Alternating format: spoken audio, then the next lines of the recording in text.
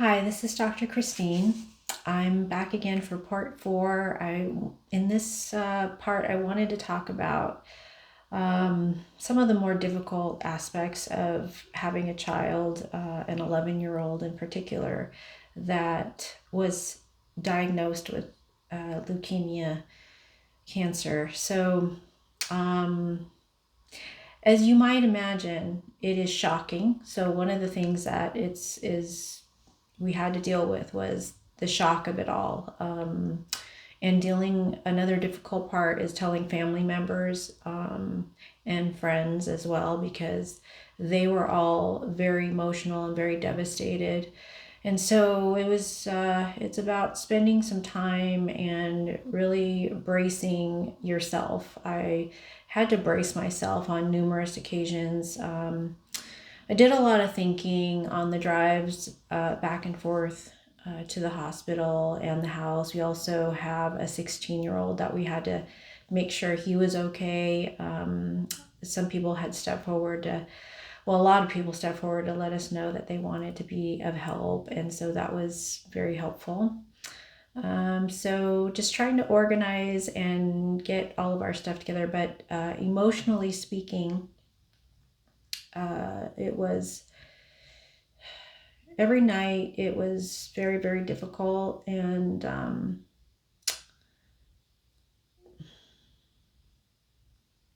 it's hard to talk about, without getting emotional.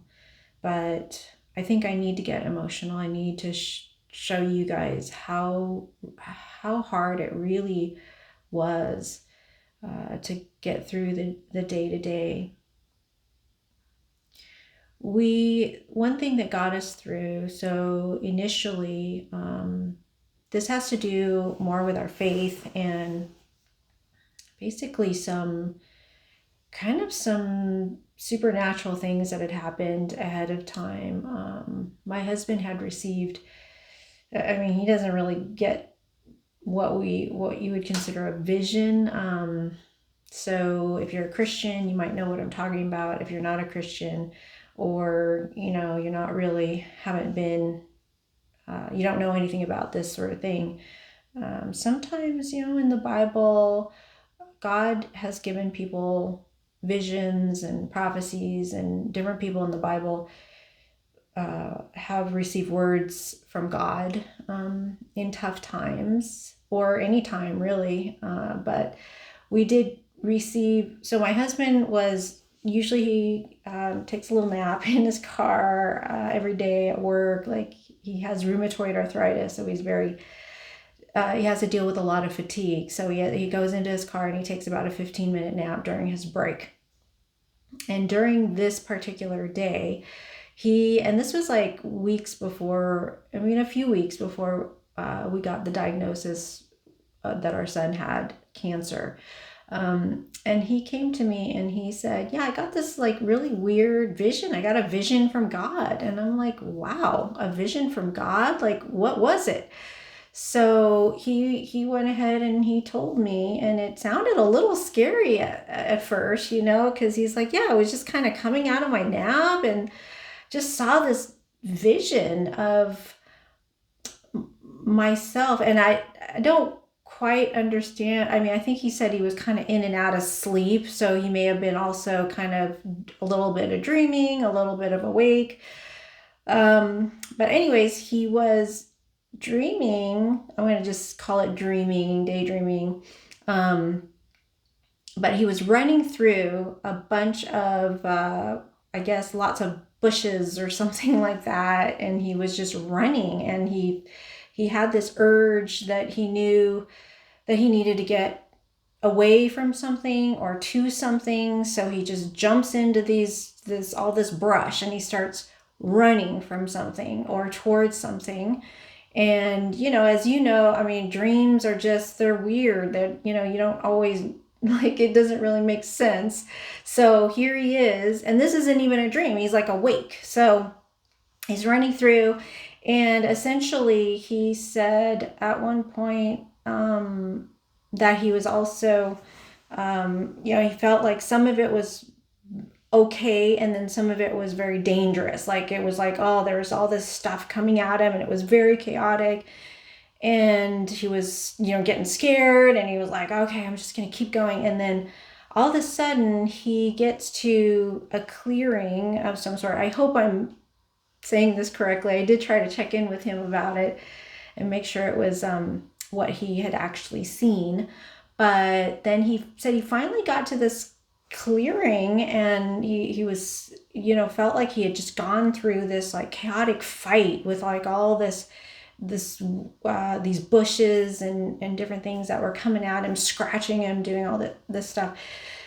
And then he got to the clearing, and it was like there was this beautiful city in front of him, and he felt like he was no longer in danger. Like all of that stuff had just like dissipated, all of the fear, all of the whatever it was he was going through, confusion, chaos, fear, had just dissipated, and he was looking at this like beautiful city with twinkling lights, and he felt like it was all over. Like whatever was happening before was all over, and he was just going to go into the city and everything was going to be okay. It was like he was lost in this woodsy area with lots of bushes and lots of things coming at him, and then all of a sudden he was okay.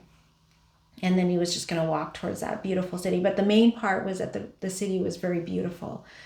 So he had that vision a few weeks before, and then the night before we went to Colton to the emergency room and got the diagnosis, I had looked in the Bible because I was just so worried about Colton. I mean, I'm not someone that, fortunately, I'm not someone that worries a ton. But when I'm worried, it's like, oh my gosh, I'm really worried. I feel sick.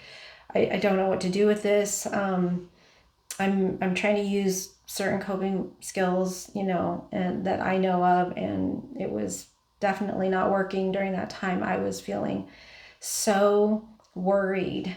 And so I look in the Bible because that's where I go when I'm so worried and I don't have anything else that I could do. So, maybe I'm trying to distract myself. I'm trying to scroll through YouTube and get some entertainment, trying to distract, looking for information, but not overdoing it so that I'm not super worried unnecessarily either. So I'm trying all of these different methods. I'm talking about it.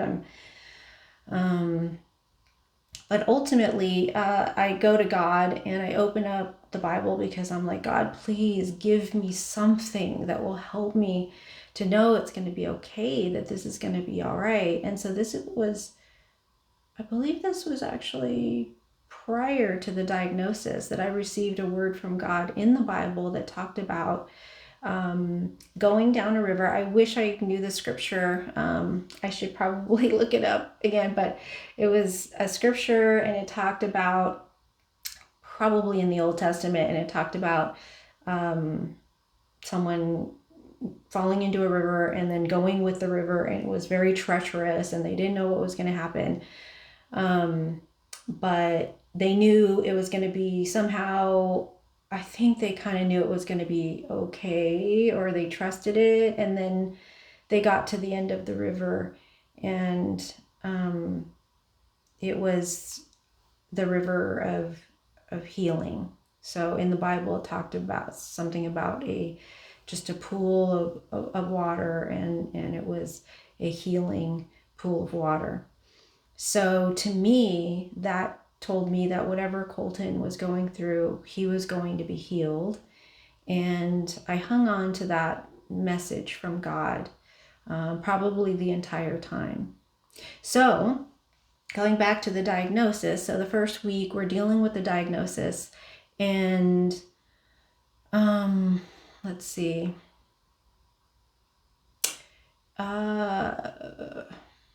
So a lot of I was worried, of course, and so another word came through because, as you go through these ups and downs with how are we going to deal with this? How are we going to, it's about, we got to work out our work schedule. We're not going to are we not going to work for a while? Are we going to work? how are we going to situate ourselves in all of this? And so there was a lot of that going on, and a lot of fear. So maybe some of you might know what that feels like, to be in constant fear. I mean, it was constant.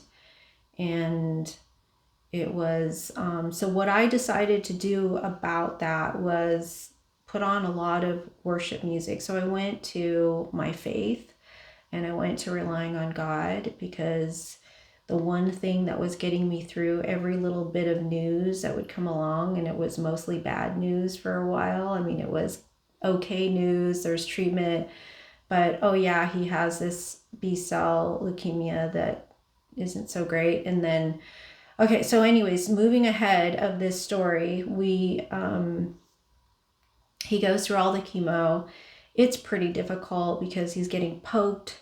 He's not able to sleep at night because nurses are coming in and out, and they're just doing their job, but nobody ever gets any sleep at the hospital. And he's able to get some sleep because he's a pretty good sleeper.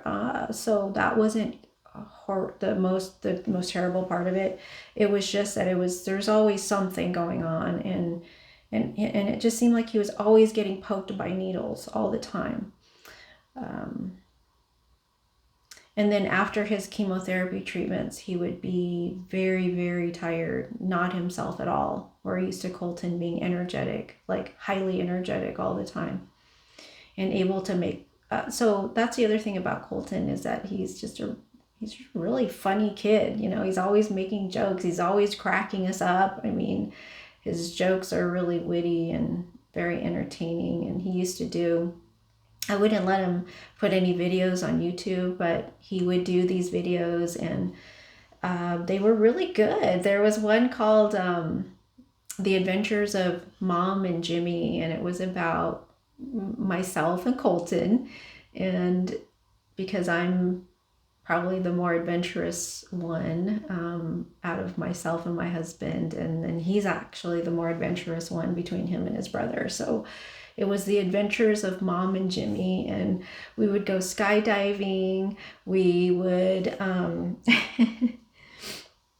we'd go places and then get arrested and have to go to jail because we were doing something that we shouldn't have been doing. And then we would get bailed out of jail, and then pretty soon there'd be all these characters that were developed, like Officer Patel was one of them. So his dad would get involved, and his dad is really the creative one. So he would figure out some more characters and name the characters and give them all their personalities and things. So it was a really fun thing that we used to do together. But it was very hard to see, very sad and very hard to see Colton not be himself, not be able to make jokes, not be able to laugh. He loved to laugh. He loved adventure. He loved to get up and go do something. And he wasn't wanting to get up and do something, and that's hard. It's hard to see your child turn into a different child, even if it's for a short time. And when you're going through something like this, you don't know if it's for a short time. That's the hardest part, is just the not knowing, not knowing if your child was going to be okay through every treatment, even though he's supposed to be okay, but when he doesn't look okay, it still is very devastating for a parent to go through that. Sorry, I'm going to get some tissue here. So I didn't realize I was going to be crying through this video. But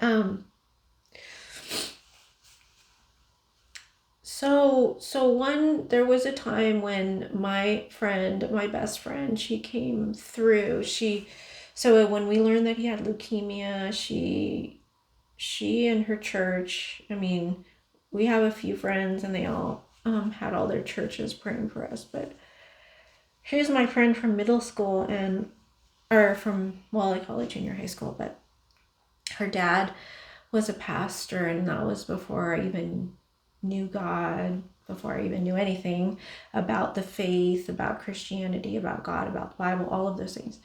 She was there as my best friend. And in fact, there were a lot of situations where she basically helped me to come to God.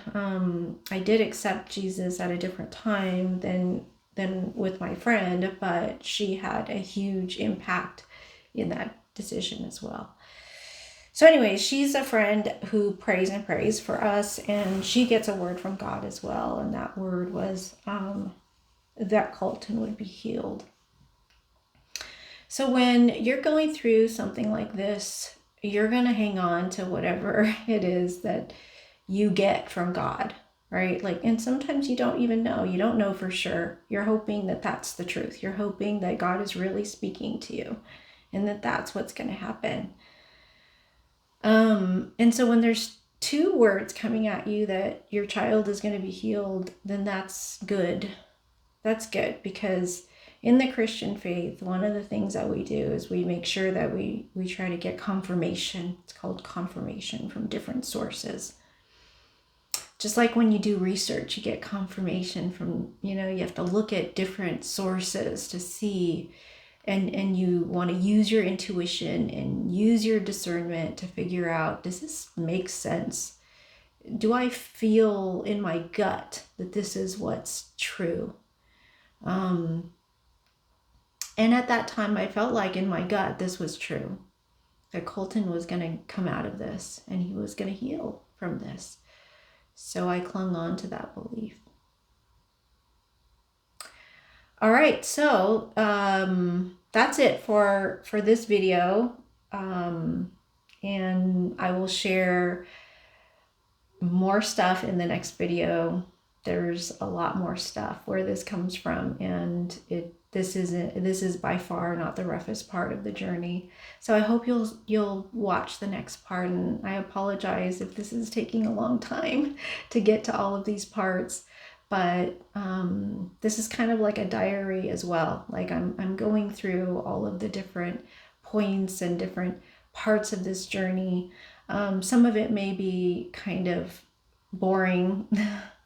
Colton was watching the last video with me, and he gave me some feedback, and he's so honest, and he's like, you gotta liven it up or something, because it's I'm sorry, Mama, it's a little boring, So I heard his feedback, so I'm gonna try to speed this up for you guys so that you can so that it's you're getting the part of the story that you need. Because I know some of you might be listening here to gather up some hope and to gather up what to do in your situation, to be able to survive your situation, to be able to get through the day to day. And I want to impart some of that information. So if you need it and it's going to be helpful for you, then I want you to have that. When we were deep into this situation, it seemed like whatever I was looking up was always negative. It was a lot of stories of people not doing well, and the outcome wasn't the best. So I want to share with you guys my story so that you are aware that I think God can help you through this, that God can be that source of comfort. He can be that source of giving you a peace, giving you a knowing that your child is going to be okay, that your child is going to survive this, or whatever it is that you're going through in your life, that you're going to get through this. So my goal is to share with you coping mechanisms at some point too, some more specific coping mechanisms. So there were times, I'm a trauma specialist, so there were times when I would do trauma treatments on myself. I would do what's called EMDR, eye movement desensitization reprocessing. and I would do it on myself. And what I find in my practice is that this is very helpful if you can do this sort of treatment. And if you have a faith, it's even more impactful and more powerful. So I'd like to be able to share that with you guys at some point as well. So stay tuned, and we will get there soon enough. Take good care. Have a great rest of your day. Bye-bye.